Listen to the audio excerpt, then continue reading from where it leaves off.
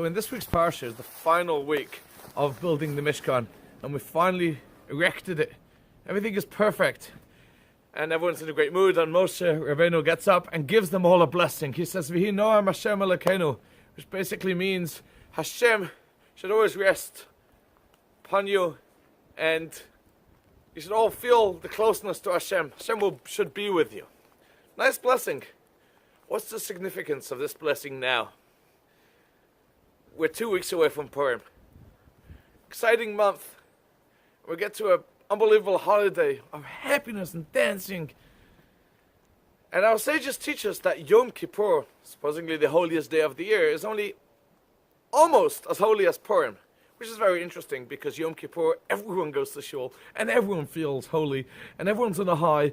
And somehow we don't feel that closeness to Hashem on Purim. And why do our sages teach us that Yom Kippur is almost as holy as Purim? You see, on Yom Kippur, yes, everyone's in shul, and everyone's spiritual and connected. But what happens the day after Yom Kippur? Back to business, back to reality, back to life.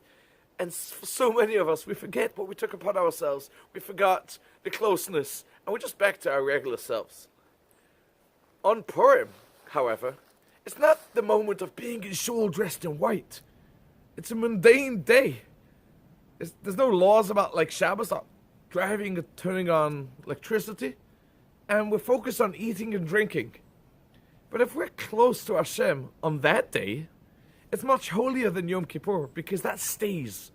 Such a day stays. Everyone's on a high. Physical and spiritually speaking, we're on a high, we're close to Hashem. Then the next day, nothing's changed. Purim teaches us that you could be close to Hashem even if you're not in shul all day davening. You're simply at home with your family, eating and drinking. But if you can get on a high, spiritual, from Purim, and Purim it could be a holier day than Yom Kippur. And we have to utilize that and recognize how close we can be on Hashem, be with Hashem on a regular day. The Jews just finished building the Mishkan, and everyone's on a high, and they're singing, and they're dancing. It's a beautiful moment. And Moshe says, I know what this could be. You have that high when we received the Torah, and 40 days later, they were down, some of them were down to serving the idol, the mistake of the golden calf. Moshe was afraid of that.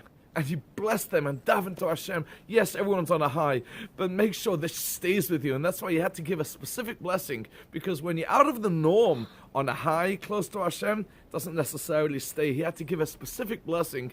Please, Hashem, let them keep this spirituality. Let them stay on this high. And that's our message. The big days, we have to have the power and the additional blessing to stay on a high. But if we learn this message that we can be on a high on a regular day, that's what Purim is here to teach us. We have 2 weeks to prepare that and to recognize we can find Hashem even in the mundane. Thank you and good Shabbos.